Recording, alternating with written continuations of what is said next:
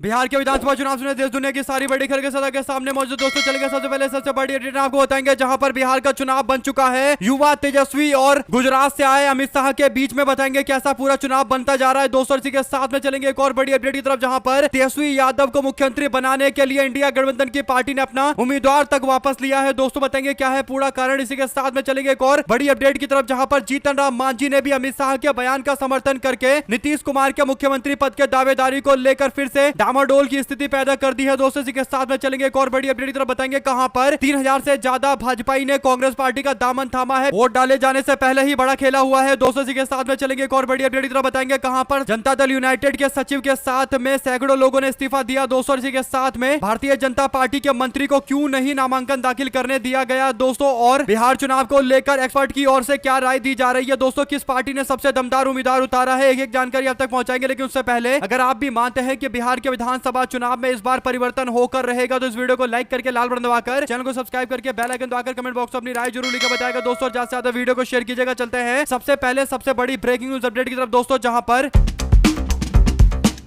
Media से चर्चा के दौरान नीतीश कुमार के मुख्यमंत्री बनने को लेकर एक बयान देते हुए अमित शाह ने कहा था कि ये विधायक दल के लोग तय करेंगे कि कौन मुख्यमंत्री बनेगा। हमारा केवल इतना कहना है कि नीतीश कुमार के नेतृत्व में हम चुनाव लड़ेंगे। यानी नीतीश कुमार के नेतृत्व में चुनाव लड़ा जा रहा है। चेहरा दिखाकर नीतीश कुमार का एनडीए गठबंधन के लोग वोट मांग रहे हैं। दोस्तों अमित शाह इस बात को स्वीकार करते हुए मुख्यमंत्री पोस्ट को लेकर गारंटी नहीं दे रहे हैं कि नीतीश कुमार ही अगले मुख्यमंत्री बनेंगे अगर गलती से एनडीए गठबंधन जीत गया। दोस्तों ऐसे में अब अमित शाह वाले बयान को लेकर तो विवाद शुरू हो ही गया था, लेकिन अब जीतन राम मांझी ने भी इसमें आग में तेल डाल दिया। दोस्तों जीतन राम मांझी ने कहा कि अमित शाह एनडीए के प्रमुख नेता में आते हैं। यदि उन्होंने कहा है तो उसे आधिकारिक ही माना जाना चाहिए, लेकिन व्यक्तिगत तौर पर मुझे लगता है कि चुनाव से पहले यानी होने वाले मुख्यमंत्री के नाम के बारे में चर्चा स्पष्ट हो जानी चाहिए और दुविधा को दूर कर देना चाहिए। यानी नीतीश कुमार को मुख्यमंत्री पद पर ऑफिशियल तौर पर बोल देना चाहिए कि 25 से 30 अगर एनडीए गलती से सरकार बना लेगी तो नीतीश कुमार मुख्यमंत्री बनेंगे। लेकिन अमित शाह ये बोलने से कन्नी काट रहे हैं दोस्तों, क्योंकि सबको पता है कि जिनके पेट में दांत होता है वो इस तरीके की हरकतें करते हैं, कुछ ना कुछ उल्टा करने की सोच रहे होंगे। और ऐसा ही उद्धव ठाकरे के साथ किया गया था। दोस्तों केवल उद्धव ठाकरे को नेता बनाया गया था, बाद में उद्धव को हटाकर देवेंद्र फडणवीस को मुख्यमंत्री बना दिया गया, जिसके बाद उद्धव ठाकरे छोड़कर चले गए। ऐसे में अब नीतीश कुमार का उद्धव ठाकरे बनना पूरी तरीके से तय है और यही बड़ा कारण है कि अब अमित शाह के बयान को लेकर एक बात स्पष्ट हो गई है दोस्तों कि अमित शाह अगर ये बोल रहे हैं कि नीतीश कुमार को लेकर गारंटी नहीं दे सकते कि मुख्यमंत्री वो बनेंगे ही, तो इसका मतलब अमित शाह और तेजस्वी यादव का ये चुनाव है। यानी एनडीए गठबंधन का नेता अमित शाह को माना जाना चाहिए दोस्तों। और दूसरी और युवा नेता तेजस्वी यादव होंगे। यानी एक गुजरात का व्यक्ति आकर बिहार में तेजस्वी यादव को चुनौती देने वाला है। अगर आप भी मानते हैं कि अब बिहार का चुनाव अमित शाह यानी गुजरात के एक व्यक्ति और बिहार के बेटे तेजस्वी यादव के बीच में हो रहा है तो दो शब्द जरूर लिखकर बताएगा दोस्तों। और ज्यादा से ज्यादा वीडियो को शेयर कीजिएगा। अगर आप भी मानते हैं कि बिहार के लोग बिहार के बेटे को ही चुनेंगे तो लिखिएगा जरूर। साथ चुनाव के दौरान होशियारी दिखा रहे थे अमित शाह दोस्तों। इस पर ऐसा लोगों ने जवाब दिया कि अब दोबारा से सवाल उठाते वक्त भी उनको सोचना पड़ेगा। दरअसल हुआ ये,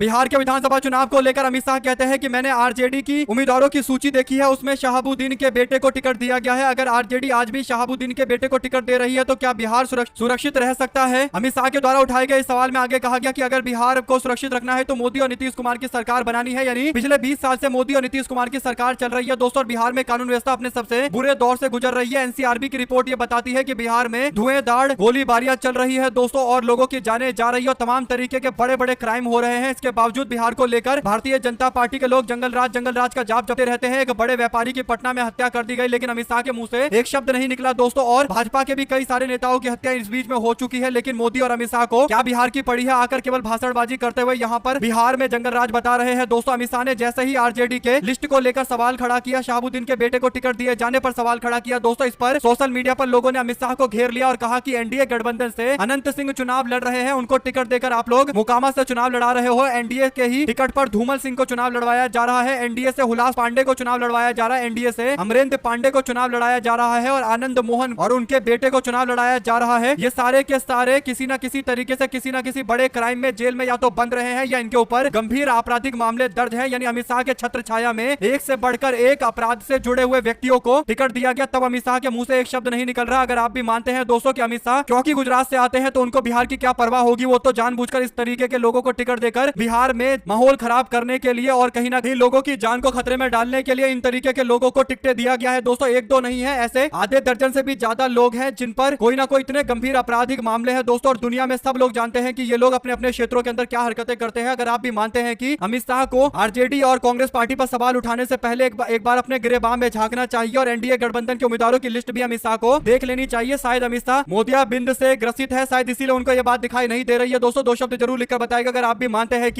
एनडीए गठबंधन वालों ने एक से बढ़कर एक क्रिमिनल को टिकट दिया है, तो लिखेगा जरूर। अगर आप भी मानते हैं कि 17 महीने की तेजस्वी यादव की सरकार में 5 लाख लोगों को रोजगार देने वाले तेजस्वी यादव वर्सेस बिहार में गुजरात से आए अमित शाह के बीच का ये चुनाव है दोस्तों, बिहार की जनता को तय करना है कि उन्हें गुजराती को वोट देकर बिहार में सरकार बनवानी है या फिर एक बिहार से आने वाले बिहार के लाल को वोट देना है। दो शब्द जरूर लिखकर बताएगा। ज्यादा से ज्यादा वीडियो को शेयर कीजिएगा। चलते हैं एक और बड़ी अपडेट की तरफ दोस्तों, जहां पर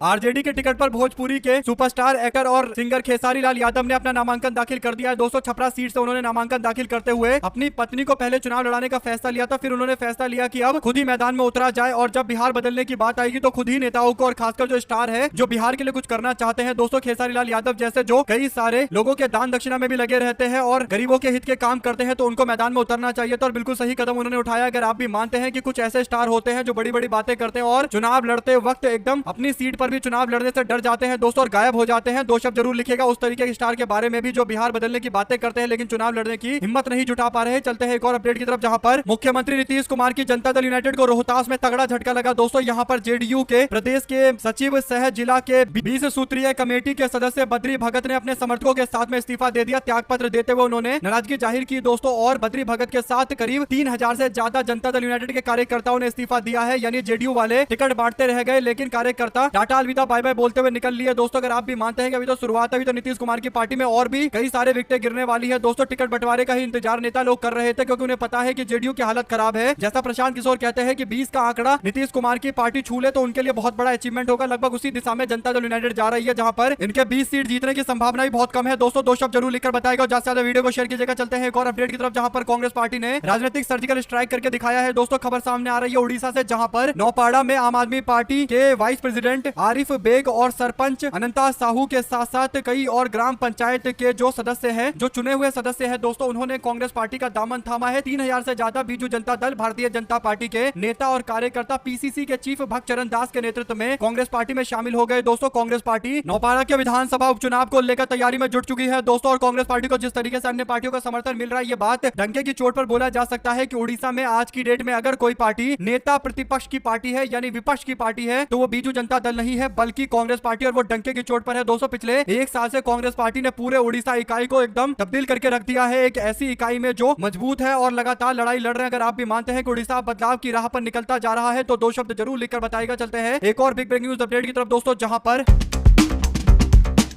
असम के पूर्व मुख्यमंत्री तथा केंद्रीय मंत्री सर्बानंद सोनोवाल शुक्रवार को जमुई विधायक श्रेयसी सिंह के नामांकन में शामिल होने के लिए जमुई पहुंच गए थे दोस्तों, लेकिन उनका हेलीकॉप्टर केकेएम कॉलेज में लैंड किया गया। इस दौरान जिला प्रशासन के द्वारा आदर्श आचार संहिता का उल्लंघन बताते हुए केस दर्ज किया गया है। अंचल अधिकारी के द्वारा लिखित आवेदन देकर केस दर्ज करने के लिए बोला गया दोस्तों। दो शब्द जरूर लिखकर बताया गया इस मामले पर भी। चलते हैं एक और अपडेट की तरफ, जहां पर किशनगंज के अंदर कांग्रेस पार्टी ने एक बड़ा गेम चला है दोस्तों। पार्टी ने किशनगंज विधानसभा सीट पर बड़ा खेला करते हुए मौजूदा विधायक इजरुल हुसैन को टिकट काट कर अपने पूर्व एआईएमआईएम के विधायक कमरुल हुदा को नामित किया है दोस्तों। यह फैसला मुस्लिम बाहुल्य सीट पर वोटों के ध्रुवीकरण को रोकने और एआईएमआईएम के प्रभाव को कम करने की राजनीति और दृष्टि से फैसला लिया गया है दोस्तों। कमरुल हुदा ने 2019 के उपचुनाव में एआईएमआईएम के टिकट पर किशनगंज से पहली बार अपनी पार्टी का परचम लहराया है दोस्तों। उस चुनाव में उन्होंने जीत हासिल करके क्षेत्र में एआईएमआईएम को मजबूत करते हुए एआईएमआईएम को इस क्षेत्र के अंदर संगठन के तौर पर भी और वैसे भी एक अच्छी स्थिति में ला दिया था। हालांकि 2020 के विधानसभा चुनाव में कांग्रेस पार्टी के हुसैन यहां से चुनाव जीत गए। इसके बाद कांग्रेस पार्टी में वो शामिल हुए हैं एआईएमआईएम के नेता, तो उनको टिकट देकर मैदान में उतारा जा रहा है। कांग्रेस पार्टी यह सुनिश्चित कर रही है कि मुस्लिम समाज के वोट डिवाइड ना हो। मुस्लिम समाज के वोट अगर एकजुट होंगे तो इस तरीके से बिहार में एक ऐसा परिवर्तन होगा जो बिहार ने कई सालों पहले देखा था, यानी लालू यादव जी के टाइम में ही देखा था। दो शब्द जरूर लिखकर बताएगा दोस्तों। इसी के साथ में चलते हैं एक और बिग ब्रेकिंग न्यूज अपडेट की तरफ, जहां पर बिहार के विधानसभा चुनाव के मद्देनजर जन स्वराज पार्टी ने अपने स्टार प्रचारकों की लिस्ट जारी कर दी है दोस्तों। सूची में 20 लोगों के नाम डाले गए हैं, जिसमें प्रशांत किशोर उदय सिंह का नाम सबसे ऊपर लिखा हुआ है। सूची में जिन अन्य नेताओं के नाम शामिल किए गए हैं उसमें मनोज भारती, आरपी सिंह, आरसीपी सिंह और देवेंद्र यादव, पवन वर्मा और आफाक अहमद का नाम लिखा गया है। दोस्तों इसके साथ ही पार्टी ने ऐलान किया है कि रामबली चंद्रवंशी के साथ साथ विनीता विजय, सुधीर कुमार शर्मा, सुभाष सिंह कुशवाहा और सुभद्रा सहनी के साथ साथ नरेंद्र मंडल, शहनवाज बद्र और सरवर अली, दानिश खान, मौलाना अब्दुल्ला, सलीम चतुर्वेदी और प्रीतम सिंह और सुनील कुमार सिंह को मैदान में उतारा जा रहा है। दोस्तों यानी इनके ये पूरे 20 स्टार प्रचारक है और क्योंकि ये पार्टी अभी राज्य में पहली बार ये पार्टी चुनाव लड़ रही है दोस्तों, तो इनको केवल 20 स्टार प्रचारकों की लिस्ट जारी करने का मौका मिल सकता है, क्योंकि ना तो इनके पास राज्य पार्टी का दर्जा है, ना ही देश में राष्ट्रीय पार्टी का कोई दर्जा है। तो इनको सीधे सिंपल केवल 20 स्टार प्रचारकों को उतारने का मौका दिया गया है। दो शब्द जरूर लिखकर बताएगा दोस्तों। इसमें जिन लोगों के नाम सोच रहे थे लोग वो नहीं है, एक तो मनीष कश्यप है, दूसरा रितेश पांडे और भी कई लोग हैं दोस्तों। अक्षरा सिंह का भी नाम इसमें होना चाहिए था, लेकिन स्टार प्रचारक में नाम नहीं है। दो शब्द जरूर लिखकर बताएगा। चलते हैं एक और अपडेट की तरफ, जहां पर बिहार के विधानसभा चुनाव को लेकर नामांकन प्रक्रिया में आरजेडी के नेता और पूर्व उप मुख्यमंत्री तेजस्वी यादव ने राघवपुर सीट से अपनी दावेदारी ठोक दी है दोस्तों। और जैसे ही तेजस्वी यादव ने दावेदारी ठोकी वैसे ही विपक्ष का कोई भी नेता नजर नहीं आ रहा था, यानी इससे पहले बड़ी बड़ी बातें कर रहे थे दोस्तों, एक तरीके से बकैती कर रहे थे। लेकिन जब पता चला कि तेजस्वी यादव नॉमिनेशन फाइल कर रहे हैं, नामांकन दाखिल कर रहे हैं, तो उसके बाद किसी का कोई अता पता नहीं है। भाषणबाजी कर रहे थे कि तेजस्वी यादव को राघवपुर से हरा देंगे, आराम से हरा देंगे, चौथे नंबर पर भेज देंगे, पांचवें पर भेज देंगे, जमानत जब्त करवा देंगे। लेकिन अभी कोई भी नेता दूर दूर तक दिखाई नहीं दे रहा है। तेजस्वी यादव ने अपने हलफनामे में बताया है कि उनके पास 6 करोड़ 12 लाख की संपत्ति है, जिसमें 1 करोड़ 88 लाख रुपए की अचल संपत्ति है, यानी एसेट है दोस्तों, जिसमें गाड़ियां हैं और घर है। तेजस्वी यादव के 10 बैंक के खाते हैं, उनकी पत्नी राजश्री के 3 बैंक के खाते हैं, उनकी नन्ही पुत्री कात्यानी के नाम पर 3 बैंक के एफडी चल रहे हैं। ऐसे ही और भी कई सारी जानकारी दी गई है दोस्तों। तेजस्वी यादव के ऊपर 22 मुकदमे दर्ज है और ये सारे मुकदमे वही है जो छात्रों के लाठीचार्ज के दौरान तेजस्वी यादव की मौजूदगी में उनके ऊपर दर्ज किया गया दोस्तों। कभी धारा 144 का उल्लंघन, तो कभी किसी अधिकारी को काम नहीं करने देने का आरोप लगाकर ऑफिशियल एक्ट में भी उन पर धाराएं दर्ज है दोस्तों। ऐसे कई सारे छोटे मोटे मामले हैं, लेकिन टोटल 20 मुकदमे दर्ज किए गए हैं। अगर आप भी मानते हैं कि राजनीति में जो व्यक्ति है और खासकर जो नेता प्रतिपक्ष है और ग्राउंड पर जमीनी स्तर पर लोगों से मुलाकात करता है, लोगों की समस्या जानता है, उसके ऊपर तो केस दर्ज होंगे ही। ये नॉर्मल केसेस है, लिखकर जरूर बताएगा। साथ साथ दोस्तों बिहार के अररिया में भारतीय जनता पार्टी के एक वरिष्ठ नेता है अजय झा, जिन्होंने अपनी पूरी जिंदगी बीजेपी को दे दी, लेकिन भाजपा ने इसके बदले में उनको क्या किया? कुछ नहीं दोस्तों, उनको टिकट दिए बिना उनको साथ में रखा जा रहा है, यानी पूरी उम्र निकल गई उनकी बीजेपी को सपोर्ट करते करते। अब उनके पास कोई भी बीजेपी के साथ रहने का कारण नहीं बचा है और बचा भी नहीं होना चाहिए दोस्तों, क्योंकि सिंगर और जो तथाकथित स्टार हैं उन लोगों को लाकर बीजेपी किसी भी विधानसभा से चुनाव लड़वा रही है। जो पुराने कार्यकर्ता है, जो विचारधारा के लिए लड़ाई लड़ते हैं, उनको मीडिया में आकर रोना पड़ रहा है, आंसू बहाने पड़ रहे हैं। और ये सारा का सारा अमित शाह और नरेंद्र मोदी ने किया है दोस्तों। दोनों दिल्ली में बैठकर अपने हिसाब से तय करते हैं कि किसे टिकट देकर मैदान में उतारा जाएगा। किसी को भी, यानी दिल्ली में रहने वाले व्यक्ति को बिहार में भेजकर चुनाव लड़वाया जा रहा है और अपने कार्यकर्ताओं को पूरी तरीके से दरकिनार कर दिया गया है। इसीलिए अजय झा नाम के वरिष्ठ बीजेपी के नेता आंसू बहा रहे हैं। दो शब्द जरूर लिखकर बताएगा अगर आप भी मानते हैं कि ये तो भाजपा में रहने के बाद होना ही है। भाजपा में टिकट कैसे बढ़ते हैं आप लोग भी जानते हैं, सब लोग जानते हैं, लेकिन कुछ बीजेपी के नेता अभी भी उम्मीद में बैठे हुए हैं कि भाजपा से टिकट मिलेगा, लेकिन टिकट केवल उसी को मिलेगा जो या तो परिवार का व्यक्ति हो या फिर नरेंद्र मोदी और अमित शाह की तारीफ और 24 घंटे गुणगान गाता हो। दो शब्द जरूर लिखकर बताएगा दोस्तों। ज्यादा से ज्यादा वीडियो को शेयर कीजिएगा। चलते हैं एक और अपडेट की तरफ, जहां पर इस बार के विधानसभा चुनाव में असली मुद्दा यह है कि बिहार में 20 साल से जो बिहार को गर्त में डाल दिया गया है दोस्तों, सबसे ज्यादा बेरोजगारी, सबसे ज्यादा गरीबी के साथ साथ स्वास्थ्य व्यवस्थाएं पूरी तरीके से खत्म हो चुकी है। रोजगार के साथ साथ जो शिक्षा व्यवस्था और स्वास्थ्य व्यवस्था है दोस्तों, आप लोग जानते हैं कि एकदम गर्त में जा चुका है। बिहार एकदम पूरे देश में बदनाम हो चुका है और ये काम है नीतीश कुमार और भारतीय जनता पार्टी का, दोनों ने मिलकर बिहार में जमकर पूरी व्यवस्थाओं को खराब कर डाला है दोस्तों। यहाँ तक कि 70,000 करोड़ का कोई हिसाब किताब नहीं है, यानी भ्रष्टाचार तो कहने ही क्या है। और यही बड़ा कारण है कि अब बिहार में भारतीय जनता पार्टी और नीतीश कुमार की सरकार को तौलने के लिए जनता के बीच में चुनाव करवाए जा रहे हैं। ऐसे में दोस्तों खबर यह सामने आई कि कांग्रेस पार्टी ने एक फैसला लिया है। पार्टी दरभंगा के जाले सीट से अपने उम्मीदवार के तौर पर एक व्यक्ति को चुनाव लड़वाएगी और वो व्यक्ति है पार्टी के नेता नौशाद पर आरोप लगा था कि राहुल गांधी के वोटर अधिकार यात्रा के कार्यक्रम जो उन्होंने करवाया था, उसमें एक व्यक्ति ने मंच से नरेंद्र मोदी की माता श्री को लेकर उल्टा सीधा बयान दिया था, जिसका भाजपा लोगों ने माहौल बनाया दोस्तों और मुद्दा बनाकर कांग्रेस पार्टी और राष्ट्रीय जनता दल को घेरने की कोशिश की गई। और अगर नौशाद को टिकट दिया जाता और उनको चुनाव लड़वाया जाता तो मोदी, आपको पता है कि किस तरीके की राजनीति करते हैं, आकर बिहार में आंसू बहाने लगते और कहने लगते कि मेरी मां को गाली दिया गया और पूरा चुनाव का एजेंडा विकास और खासकर जो पूरी कानून व्यवस्था के साथ साथ रोजी रोटी, कमाई, रोजगार, बेरोजगार जितनी भी चीजें हैं दोस्तों, जो जनता से जुड़ी हुई चीजें हैं, उनसे भटकाकर खुद का पर्सनल चुनाव बना लेते नरेंद्र मोदी। यही बड़ा कारण है कि कांग्रेस को पता है कि मोदी इस मुद्दे का कैसे इस्तेमाल करेंगे। उससे पहले ही कांग्रेस ने कहा कि ठीक है, हम नौशाद को हटाकर यहां से राष्ट्रीय जनता दल के वरिष्ठ नेता ऋषि मिश्रा को चुनाव लड़वा रहे हैं दोस्तों। जाले विधानसभा सीट से आरजेडी ने अपना उम्मीदवार कांग्रेस को दिया दिया और कांग्रेस पार्टी ने अपना टिकट देकर आरजेडी के वरिष्ठ नेता को मैदान में उतार दिया है दोस्तों, और नौशाद का टिकट काटा गया है। अगर आप भी मानते हैं कि फैसला एकदम सही है, नरेंद्र मोदी और भाजपा के लोग कोशिश करेंगे कि इस चुनाव में उनको एक कोई ऐसा इमोशनल मुद्दा मिल जाए, यानी भावनात्मक मुद्दा मिल जाए, जिसको बार बार बोल बोलकर जनता को भावुक करके वोट लिया जाए, क्योंकि सबको पता है कि जब सवाल इनके कामकाज पर पूछे जाएंगे तो कामकाज का इतना बुरा हाल है दोस्तों की कुछ पूछना ही नहीं है। लोग अपने आप बताते हैं कि वो कितने बुरे दौर से बिहार में जूझ रहे हैं, खासकर कोरोना काल में जो लोगों को दिल्ली से पैदल चल चल कर बिहार आना पड़ा दोस्तों। नरेंद्र मोदी के सरकार ने कोई एक एक्शन नहीं लिया। दो शब्द जरूर लिखकर बताएगा और ज्यादा से ज्यादा वीडियो को शेयर कीजिएगा। साथ साथ बिहार में एनडीए गठबंधन के भवन निर्माण मंत्री जयंत राज 1 मिनट देरी से पहुंचे तो उनको नामांकन दाखिल नहीं करने दिया गया दोस्तों। खबर यह है कि नामांकन करने के लिए जब वो जिला कार्यालय पर पहुंचे तो उनको पता चला कि उनको अब नामांकन दाखिल नहीं करने दिया जाएगा। कारण यह है कि वो 1 मिनट लेट हो गए थे। हालांकि दोस्तों अगर ये पहले चरण के चुनाव के उम्मीदवार होते तो अब तक भारतीय जनता पार्टी और जनता दल यूनाइटेड दोनों को तगड़ा झटका लग गया होता, लेकिन बांका की सीट पर दूसरे चरण में चुनाव होंगे 11 तारीख को। शायद यही बड़ा कारण है कि वो आराम से वापस लौट गए और कहने लगे कि मैं तो नियम का पालन करता हूं। लेकिन अगर अंतिम दिन होता पहले चरण के चुनाव अगर वो लड़ रहे होते तो 2 मिनट में उनको समझ में आ जाता कि वो नियम का पालन कर रहे हैं या फिर प्रशासन ने उनके साथ गलत व्यवहार किया है। 2 मिनट में ही बयान बदल जाते। दो शब्द जरूर लिखकर बताएगा। साथ साथ झारखंड की घाटशिला विधानसभा सीट पर उपचुनाव को लेकर झारखंड मुक्ति मोर्चा ने सोमेश सोरेन और भारतीय जनता पार्टी के बाबूलाल सोरेन ने नामांकन दाखिल कर दिया है दोस्तों। इस दौरान झारखंड में एनडीए और इंडिया गठबंधन के कई बड़े चेहरे उपस्थित रहे। प्रत्याशियों के नामांकन के बाद घाटशिला में दोनों सियासी धड़ों की ओर से अलग अलग स्थानों पर जनसभाओं का आयोजन किया गया दोस्तों। अनुसूचित जनजाति के लिए आरक्षित सीट 2024 के चुनाव में झारखंड मुक्ति मोर्चा के रामदास सोरेन ने जीत हासिल की थी। इसके बाद उन्हें हेमंत सोरेन ने अपने मंत्रिमंडल में शिक्षा मंत्री के तौर पर मैदान में उतारा था दोस्तों। शिक्षा मंत्री का काम दिया था और अब क्योंकि इस सीट पर उपचुनाव हो रहे हैं दिवंगत होने के बाद, तो अब यहाँ पर 2 बड़े दिग्गज उम्मीदवार मैदान में उतरे हुए हैं दोस्तों। देखते हैं किस तरीके का घमासान मचता है। इसी के साथ में जनसुराज पार्टी के नेता प्रशांत किशोर ने दावा किया कि राघवपुर में विधानसभा चुनाव में आरजेडी के नेता तेजस्वी यादव को तीसरे नंबर पर धकेल देंगे। हालांकि दोस्तों लोग उम्मीद कर रहे थे कि वो खुद चुनाव लड़ने के लिए तेजस्वी यादव के सामने जाएंगे, लेकिन ना तो वो तेजस्वी के खिलाफ चुनाव लड़ रहे हैं, ना विजय सिन्हा के खिलाफ चुनाव लड़ रहे हैं, ना बीजेपी के नेता सम्राट चौधरी के खिलाफ चुनाव लड़ रहे हैं। तो फिर प्रशांत किशोर का ये जो दावा है कि तेजस्वी को राघवपुर में तीसरे स्थान पर धकेल देंगे, इस दावे की कोई खास वैल्यू है नहीं दोस्तों। दो शब्द जरूर लिखकर बताएगा इस मामले पर। चलते हैं एक और अपडेट की तरफ, जिसमें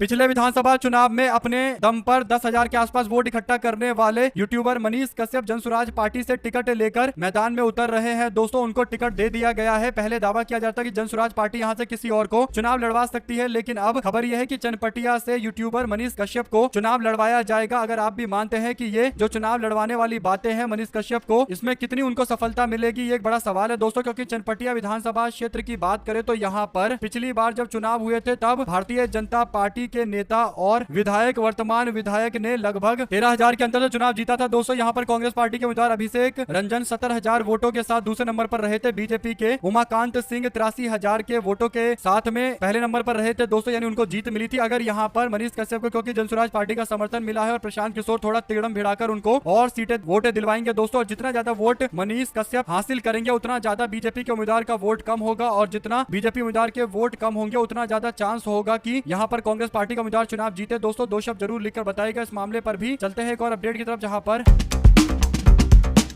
भाजपा शासित गुजरात के मंत्रिमंडल में फेरबदल हुआ है दोस्तों। यहां पर हर्ष सिंघवी को उप मुख्यमंत्री बनाया गया है। वहीं पर 4 दिग्गज नेताओं को कैबिनेट मंत्री का दर्जा यथावत रखा गया है। ऋषिकेश पटेल और कन्हू भाई देसाई, कुंवरजी बावलिया, प्रफुल्ल पानसेरिया और पुरुषोत्तम देसाई का भी जलवा बरकरार है, उनको भी मंत्रिमंडल में हिस्सा दिया गया है। बीजेपी ने अपना मंत्रिमंडल विस्तार किया क्योंकि राज्य में बुरी तरीके से कांग्रेस पार्टी के कारण दबाव में थी। भारतीय जनता पार्टी साथ साथ बिहार के चैनपुर विधानसभा क्षेत्र से चुनाव लड़ने की तैयारी कर रहे जनता दल यूनाइटेड के सांसद रहे महाबली सिंह के पुत्र अक्षय सिंह ने आजाद समाज पार्टी पर गंभीर आरोप लगाते हुए दावा किया कि एएसपी ने उन्हें विधानसभा चुनाव लड़ने के लिए पार्टी सिंबल हासिल करने के लिए 18 लाख रुपए की मांग की थी, लेकिन एएसपी छोड़कर अब वो जेडीयू में शामिल होने का उन्होंने फैसला लिया है क्योंकि उनको टिकट भी नहीं दिया गया। अब देखना ये होगा कि क्या इन आरोपों का जवाब एएसपी यानी आजाद समाज पार्टी के लोग देंगे। हमारे साथ लगातार जुड़े रहने के आप सभी दोस्तों का बहुत बहुत धन्यवाद दोस्तों। कमेंट बॉक्स में अपनी प्रतिक्रिया जरूर दीजिएगा। चलते हैं एक और अपडेट की तरफ, जहां पर लोकसभा में विपक्ष के नेता राहुल गांधी रायबरेली में भीड़ के हमले में मारे गए दलित हरिओम वाल्मीकि के परिवार से मिलने के लिए शुक्रवार को फतेहपुर रायपुर जिले में उनके मृतक आवास पर पहुंचे दोस्तों, मृतक के आवास पर पहुंचे, जहां पर वाल्मीकि जी के परिवार के लोगों से मुलाकात करते हुए उनके आंसू पोंछे राहुल गांधी ने और आश्वासन दिया है कि जितना भी हो पाएगा एक नेता प्रतिपक्ष के तौर पर वो बड़ी भूमिका निभाएंगे और कोशिश करेंगे कि जो लोग उनके ऊपर आश्रित थे यानी पीड़ित परिवार के लोग हैं, मृतक के परिवार के लोग हैं, उनको न्याय दिलवाया जाएगा, आर्थिक मदद की जाएगी कम से कम। आप लोग अपनी राय जरूर लिखकर बताएगा दोस्तों, और ज्यादा से ज्यादा वीडियो को शेयर कीजिएगा ताकि पूरी अपडेट आप लोगों तक लगातार इसी तरीके से आगे भी पहुंचती रहे। हमारे साथ लगातार जुड़े रहने के लिए आप सभी दोस्तों, भाइयों, बहनों, मित्रों का बहुत बहुत धन्यवाद। आप लोग देख रहे थे आपका अपना चैनल जय हिंद जय भारत। ज्यादा से ज्यादा वीडियो को शेयर कीजिएगा। बहुत बहुत धन्यवाद सभी दोस्तों का। जय हिंद।